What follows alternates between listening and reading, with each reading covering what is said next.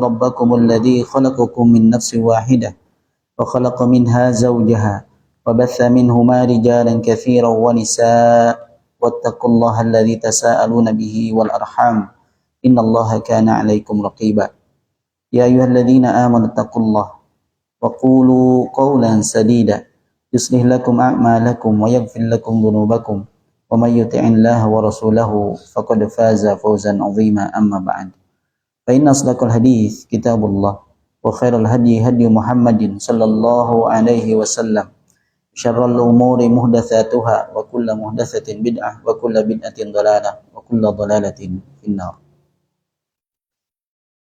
Ikhwah azani Allah wa iyyakum ajmain. Alhamdulillah, pada malam hari ini Allah Ta'ala berikan kita semua kesempatan untuk melanjutkan pembahasan kitab Fadlul Islam yang disusun oleh Syekh Muhammad bin Abdul Wahhab rahimahullahu ta'ala. Dan insyaallah malam hari ini kita masuk kepada babu maja'a annal bid'ata asyaddu minal kabair. Bab yang menjelaskan tentang bid'ah itu lebih parah daripada dosa-dosa besar. Mu'allif rahimahullah ta'ala menyebutkan dan menyimpan bab ini setelah bab berkaitan tentang wajibnya masuk Islam secara total. Sebelumnya kita bahas bahwa kita diperintahkan untuk masuk Islam secara keseluruhan, tidak menerima sebagian atau menolak sebagiannya, tapi kita menerima Islam secara keseluruhan. Nah, inilah perintah yang ditetapkan oleh Allah Subhanahu wa taala kepada kita semua. Dan bab ini menunjukkan bahwa bid'ah, ya, perkara baru di dalam agama, ini bertentangan dengan bab sebelumnya. Jika seseorang itu jatuh ke dalam perkara bid'ah, melakukannya, maka dan menganggapnya bagian dari agama, artinya ia tidak masuk ke dalam Islam dengan secara total. Dan bahkan disebutkan orang-orang yang membuat perkara baru dalam agama atau melakukannya, ini mereka tengah mengikuti langkah-langkah setan, bukan mengikuti perintah Allah Subhanahu wa taala. Dan bid'ah ini adalah warisan agama-agama terdahulu, ya, yang telah dihapuskan. Ketika perbuatan bid'ah, mengada-ngada dalam agama ini bukan hanya terjadi di agama Islam. Agama-agama terdahulu pun demikian. Ketika sebagian kaum Yahudi itu menerima sebagian hukum dalam Taurat dan mengkufuri sebagian lainnya, ya. Lalu bahkan menutup-nutupinya, bahkan mengada-ngadakan sesuatu yang baru. Ini sesuatu yang sudah terjadi pada agama-agama sebelumnya. Dan tentunya ini menjadi perhatian dan pengingat bagi kita semua bahwa bid'ah itu demikian berbahaya, sampai-sampai disebutkan ia lebih parah, lebih berbahaya daripada dosa besar. Sebelum kita masuk kepada dalil-dalil yang disebutkan oleh mu'allif, kita akan mengulas kembali apa yang dimaksud dengan bid'ah. Ya. Secara bahasa, bid'ah itu adalah asyai'ul muhdats ala ghairi misalin sabiq. Sesuatu yang yang baru tanpa ada contoh sebelumnya. Ini adalah bid'ah secara bahasa. Oleh karenanya Allah Ta'ala berfirman, Badi'us samawati wal ard. Allah pencipta langit dan bumi. Maksudnya adalah di sana ada kata badi, ya, yang seakar dalam bahasa Arab itu, seakar kata dengan bid'ah sama. Maknanya adalah Allah menciptakan sesuatu yang sebelumnya tidak ada. Badi, ya. Badi'us samawati, Allah Ta'ala menciptakan langit dan bumi dari asalnya tidak ada menjadi ada. Maka itulah secara bahasa bid'ah, ya. Sesuatu yang ada tanpa ada contoh sebelumnya. Adapun secara syariat, di antara definisi yang paling sering kita dengarkan adalah pendapatnya Imam Asy-Syatibi rahimahullah taala di dalam kitabnya Al-I'tisam. Beliau rahimahullah mengatakan bid'ah itu adalah ibaratun an tariqatin fid din. Ini adalah sebuah istilah untuk suatu jalan dalam agama. Mukhtara'atin, yang dibuat-buat. Ya, jalan agama yang dibuat-buat tanpa ada dalil. Ya, tanpa ada dalil. Tudahi syar'iyyata, yang ia menyerupai syariat, ya, menyerupai syariat. Yuqsadu bisuluki 'alaiha al-mubalaghatu fit ta'abbudi lillahi subhanahu. Yang tujuan menempuhnya itu adalah untuk berlebih-lebihan dalam beribadah kepada Allah Ta'ala. Maka ada beberapa kriteria tadi, ya. Jalan dalam agama, ya, ini jalan dalam agamanya yang jadi penekanannya. Jadi kalau sesuatu yang baru belum ada sebelumnya tapi bukan dalam urusan agama, itu bukan bid'ah. Ya. Kemudian juga dianggap menyerupai syariat atau bagian dari syariat. Ya, padahal bukan. Ya, padahal bukan. Ya, dianggap ini bagian dari ajaran Islam, padahal bukan. Nah, ini anggapan seperti ini adalah salah satu kriteria dari bid'ah. Adapun kalau memang ini baru, ya, tidak ada contoh sebelumnya, ya, tetapi ya memang bagian dari syariat. Ya memang bagian dari syariat dengan mengikuti prinsip-prinsip syariat. Ya, belum ada contoh sebelumnya, tapi ini sesuatu yang prinsip utamanya ada dalam syariat, gitu ya. Seperti produk-produk hukum yang dihasilkan dari metode kias misalnya, gitu. Sebelumnya tidak ada. Ya, tapi ketika ada, prinsip-prinsipnya sudah ada, gitu. Ya, dan ini bagian dari syariat. Ya, bukan, meskipun tadi sebelumnya tidak ada. Ya, meskipun sebelumnya tidak. Dan tujuannya apa? Untuk berlebih-lebihan di dalam beribadah kepada Allah Ta'ala. Sebagaimana mengadakan acara-acara tertentu yang sebenarnya tidak disyariatkan. Tujuannya apa? Akan ini baik. Akhirnya merepotkan. Nah, kerepotan inilah yang ditimbulkan dari bid'ah. Berlebih-lebihan di dalam ibadah. Padahal sudah ditentukan ibadahnya seperti ini, misalnya. Dengan aturan-aturan yang telah ditetapkan, ia menambahnya. Bahkan mengada-ngada, mewajibkan sesuatu yang asalnya tidak wajib baginya, ya. Atau mengadakan sebuah ritual yang itu tidak ada tuntunannya. Ini bisa termasuk perkara-perkara bid'ah tersebut. Dan kenapa bid'ah ini dalam judul bab disebutkan asyaddu minal kabair? Itu lebih parah daripada dosa besar. Memang apa bedanya dosa besar dan dosa kecil? Ya, ya, kalau diurutkan, ya, tentunya dosa itu pun bertingkat-tingkat.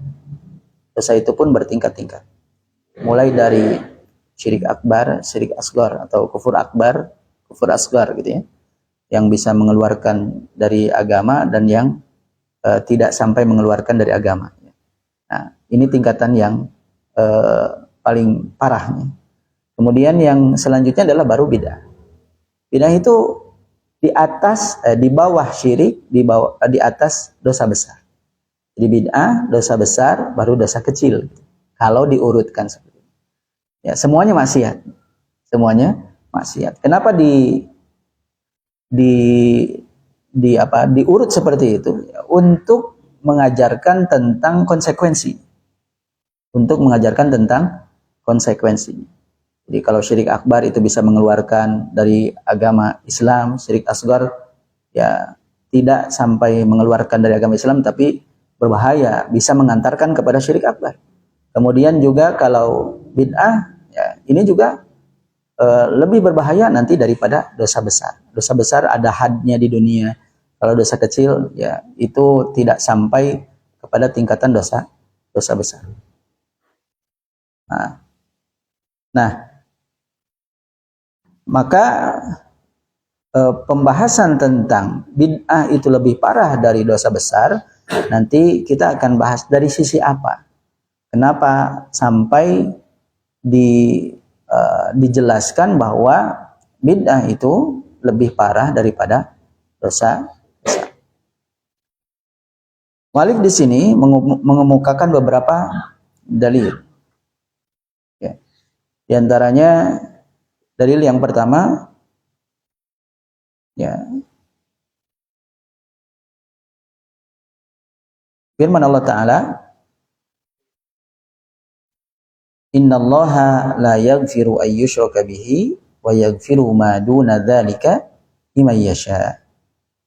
Sesungguhnya Allah Ta'ala tidak mengampuni dosa syirik, mempersekutukan Allah dengan sesuatu, dan Allah Ta'ala akan mengampuni dosa di bawahnya selain itu bagi siapa yang ia kehendaki. Nah, di ayat ini pada surah An-Nisa ayat 48,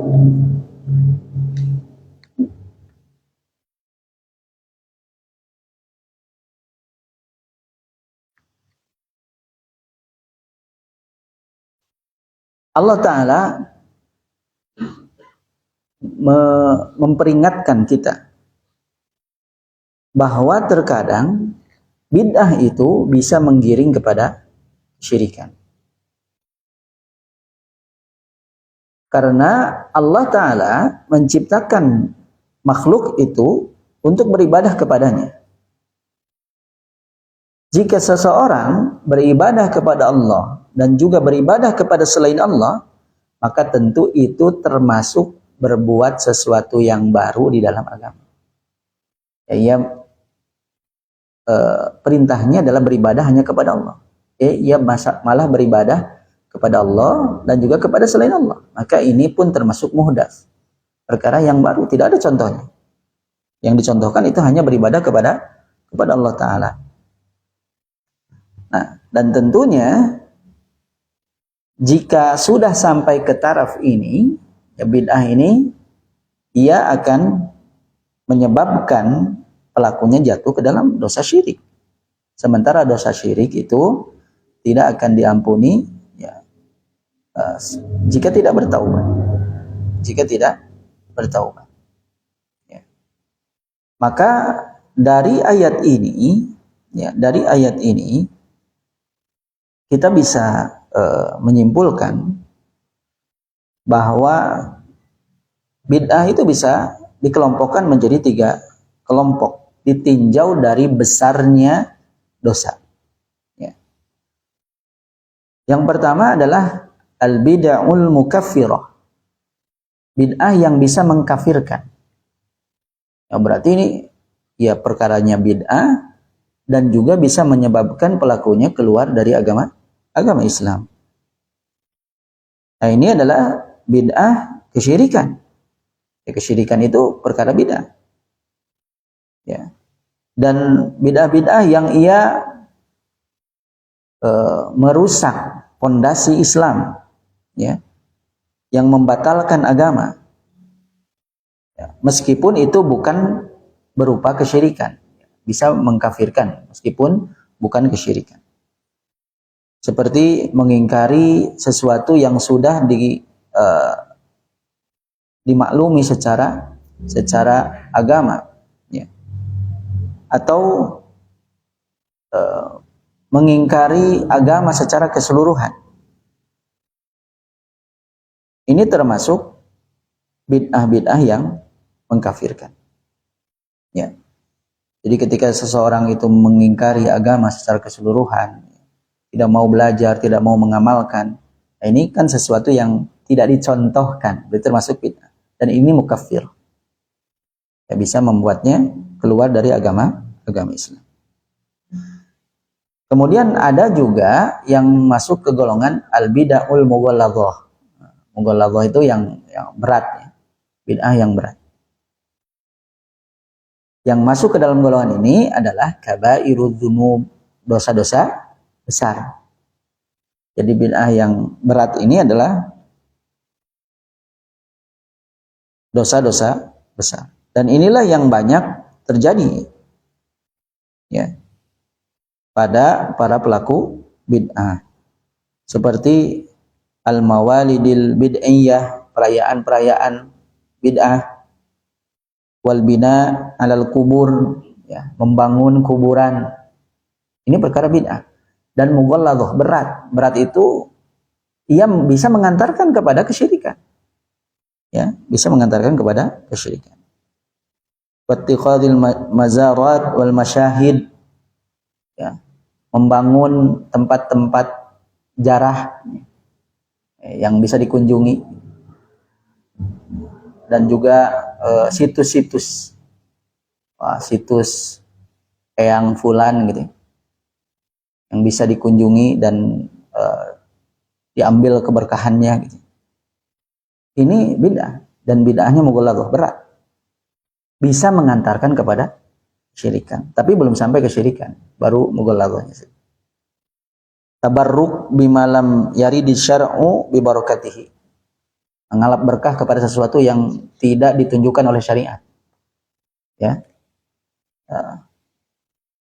yang ngalap berkah dengan bekas minuman ustadznya gitu. Nah, itu tidak ada contohnya di dalam syariat, ya, ini bisa masuk kepada bid'ah mughalladhah. Kelompok yang ketiga adalah al-bid'ahus shaghirah, bid'ah yang kecil, dan ini adalah bid'ah yang biasanya menimpa, ya, orang awam, ya, yang mereka tidak tahu, yang melakukannya dalam keadaan tidak tahu, ya.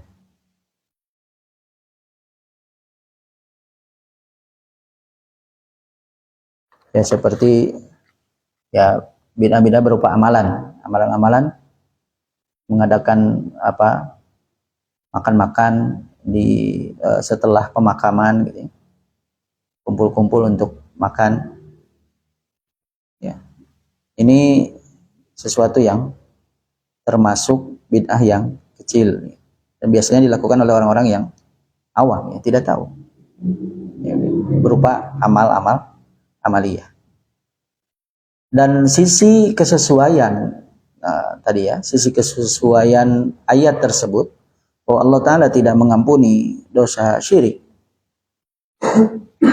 ya, itu adalah syirik termasuk ibtida gitu, ya. Syirik pun termasuk perkara bid'ah. Orang-orang berbuat syirik itu artinya ia tengah melakukan praktek-praktek yang tidak ada contohnya, kan gitu, ya. Ya, ini sisi kesesuaiannya, sisi kesesuaian. Kemudian dalil yang kedua, mu'allif rahimahullah ta'ala, ya, menyebutkan, mengutip firman Allah Ta'ala, wa qawlu ta'ala, firman Allah Ta'ala, faman azlamu mimman iftara 'ala Allahi kadiban yudillan nasa bighairi ilm. Dan siapakah yang lebih zalim daripada orang-orang yang mengada-adakan kebohongan terhadap Allah untuk menyesatkan orang-orang tanpa ilmu, ya, untuk menyesatkan orang, ya. Dan di sini ayatnya berupa pertanyaan, tapi pertanyaannya ini pertanyaan berupa pengingkaran, ya, mengingkari. Jadi ketika ditanya apakah ada yang lebih zalim, berarti tidak ada. Ini diingkari di sini. Berarti orang yang seperti ini, orang yang ia mengada-ada, ya, kebohongan, mengada-adakan kebohongan, berdusta atas nama Allah. Ya, bid'ah itu artinya kan tadi ya, yudohi syar'iyyah. Dia anggap sebagai bagian syariat, padahal bukan. Ia berdusta atas nama Allah. Ini diperintahkan, padahal tidak. Ia berdusta. Ya, tujuannya apa? Liyudillan nas, untuk menyesatkan manusia. Manusia ya, tersesat karenanya. Bi ghairi ilmin, tanpa ilmu. Ya. Maka orang-orang seperti ini adalah orang-orang yang paling zalim. Sementara zalim itu ya sama ya. Ia menempatkan sesuatu tidak pada tempatnya.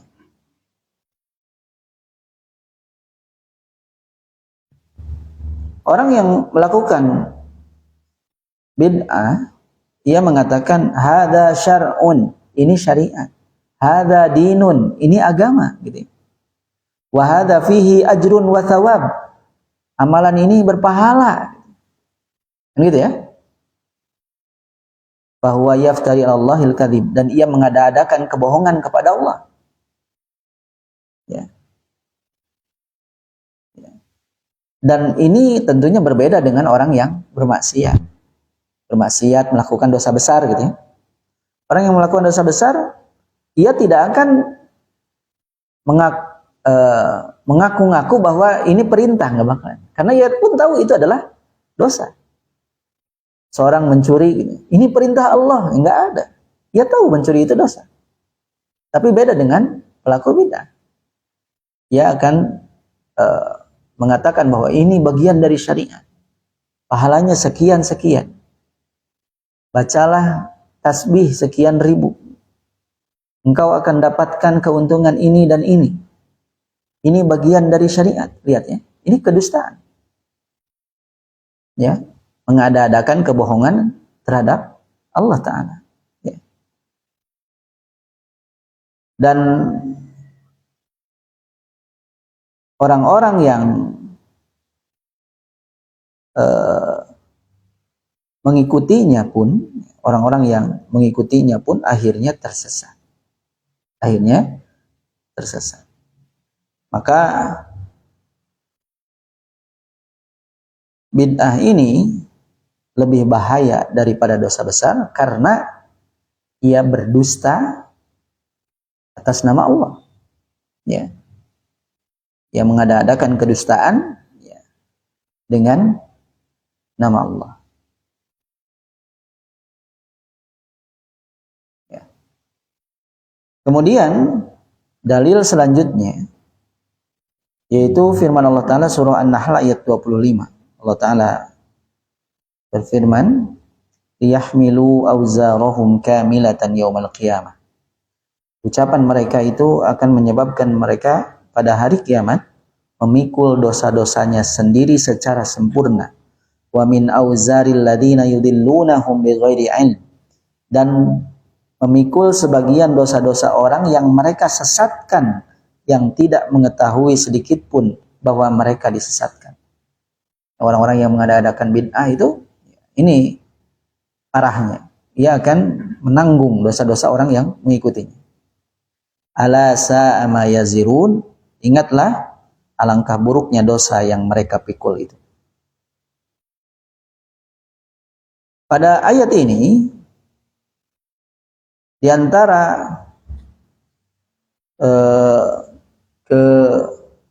keparahan, ya, lebih parahnya bid'ah daripada dosa besar, ia akan menanggung dosa orang-orang yang mengikutinya.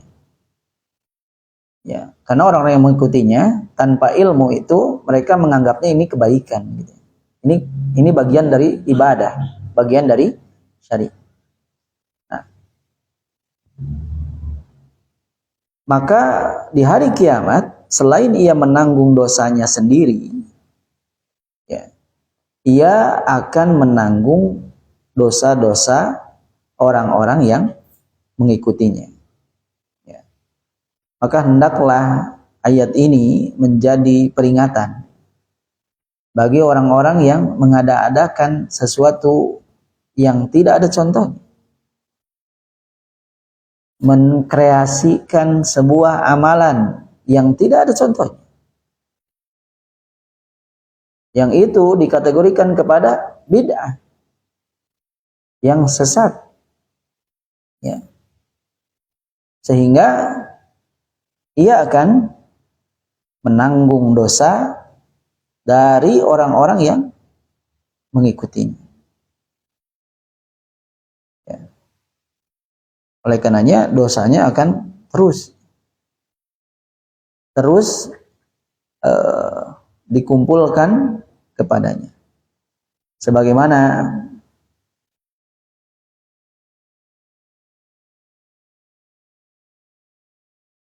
yang terjadi pada anak Adam, anak Nabi Adam. Nabi SAW, ya, dari hadis Abdullah bin Mas'ud radhiyallahu an bersabda, "Ma kutilat nafsun zulman illa kana ala bni adamil awal kiflun min dami." Tidak ada satu jiwa pun yang terbunuh secara zalim, ya, kecuali atas putra Adam yang pertama itu ada bagian dari darahnya, ada bagian dosa yang, karena apa? Li'annahu awwalu man sannal qatl, karena ia adalah orang pertama kali yang mencontohkan pembunuhan. Li'annahu qatala akhahu zulman wa udwanan, karena ia membunuh saudaranya secara zalim dan karena benci, memusuhinya. Fahuwa awwalu man sannal qatl, maka ialah yang pionir, ya, mengawali dosa pembunuhan ini. Sehingga kullu man qatala nafsan bighairi haqqin yala haqqu bani Adam al-awwal kiflun ay nasibun kabirun min damiha wal iyadu billah. Ini diantara contoh bahwa ketika seseorang mencontohkan keburukan lalu diikuti oleh yang lain, maka ia akan mendapatkan bagian dosanya. Termasuk diantaranya perkara bid'ah. Kalau membunuh itu saja termasuk dosa besar yang ikut-ikutan, setelahnya itu pelaku pertama akan dapat bagiannya, apalagi dosa yang di atas pembunuhan, yaitu bid'ah.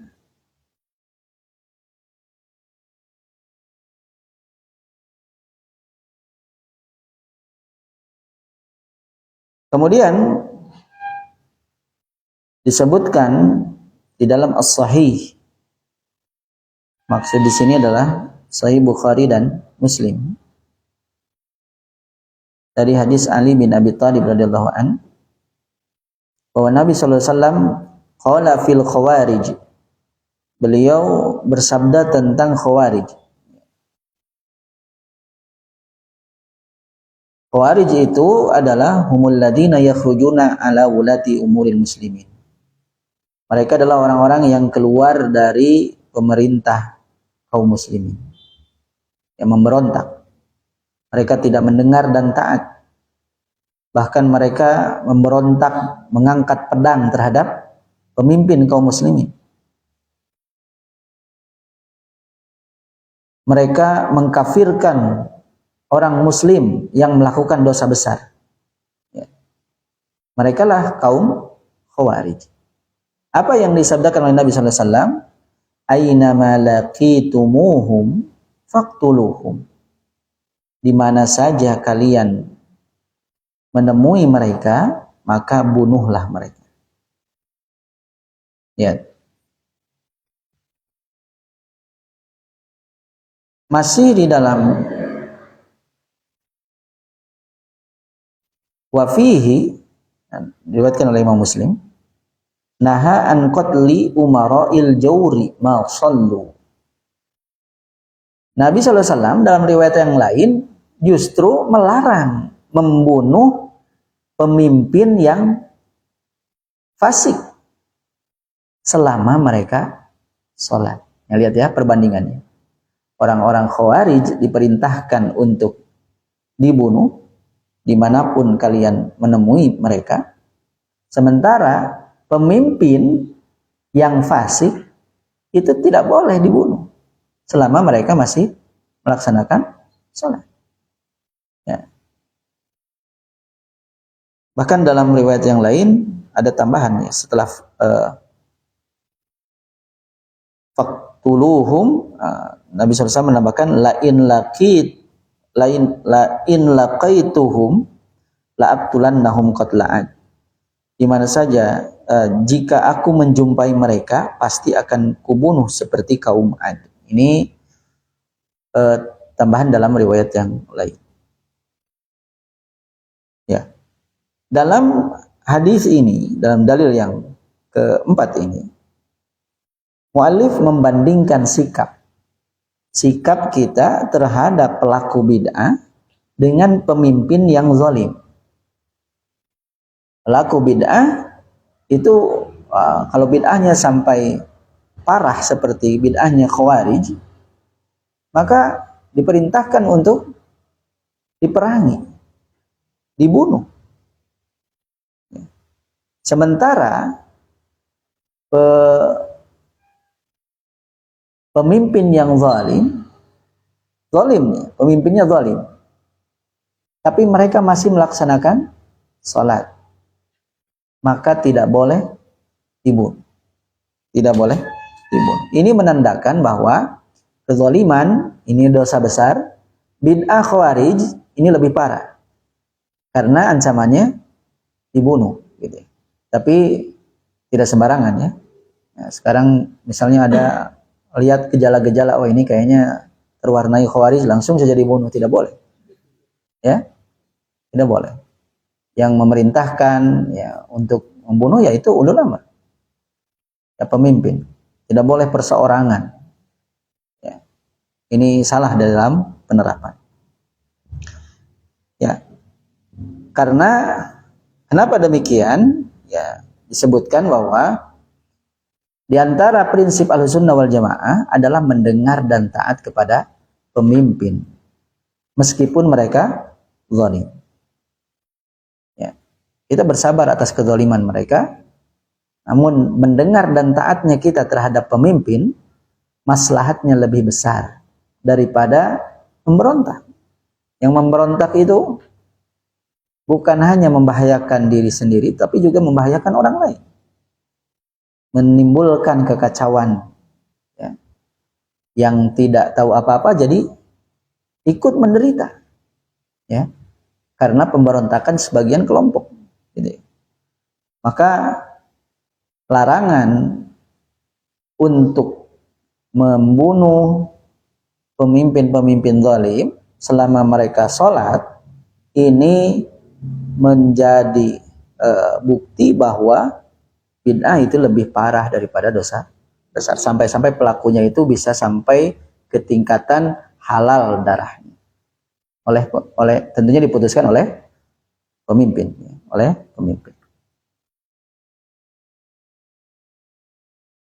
Dan lafad ma shollu, selama mereka sholat, ini menjadi ciri bahwa, menjadi penegas bahwa sholat ini memiliki kedudukan yang sangat penting dalam agama kita. Bahkan sholat ini menjadi pembeda antara keislaman dan kekufuran seseorang, sedikit pun dari pahala-pahala mereka. Wa man sanna fil islami sunnatan sayyi'ah.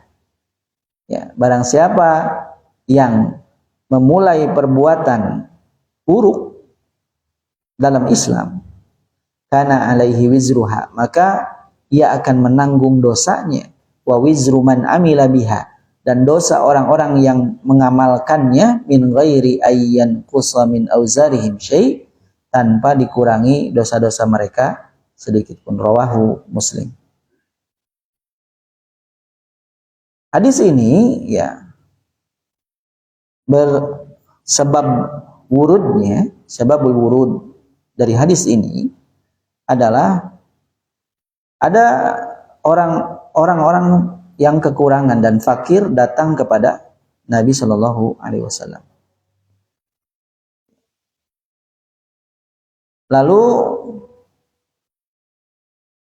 Nabi berkhutbah dan menyemangati jamaah untuk bersedekah.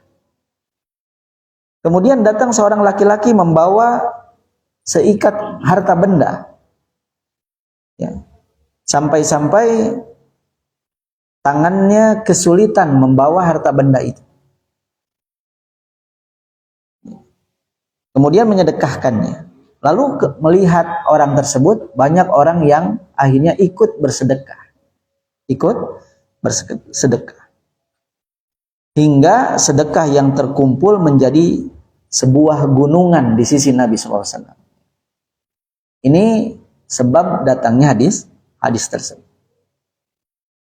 Ya.